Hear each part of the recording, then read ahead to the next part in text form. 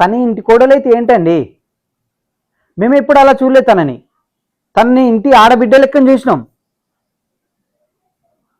అవన్నీ చెప్పకండి మీరు మాకు. తను ఈ ఇంటి కోడలు కాదు, తను ఈ ఇంటి మనిషి. తనకు కూడా ఈ ఇంట్లో సమానం హక్కు ఉంది. తనకు కూడా సమానంగా ఆస్తి పంచివ్వాలి. లేదు, కంపల్సరీ పంచివ్వాలి. అర్థమైందా?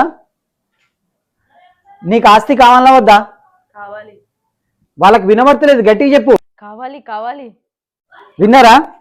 తనకు కూడా కావాలట. అర్థమైందా? మీరు నాకు ఇవన్నీ ఏం చెప్పకండి. మీరు ఇవన్నీ ఏం చెప్పకండి. మీరు ఆ ప్రాసెస్లో ఉండండి. తనకు కూడా కావాలి, అంతే, ఏం లేదు. ఎవరిని అడుగుతున్నారండి? మీ నాన్ననే. నీకు గజం భూమి కూడా రాసాడట. ఏమనుకుంటాడు నా గురించి? చూసుకుంటా ఆయన సంగతి. దేవుడు అనేవాడు ఉంటే నాకు ఓ రోజు వస్తుందిరా. ఆ రోజు నిన్ను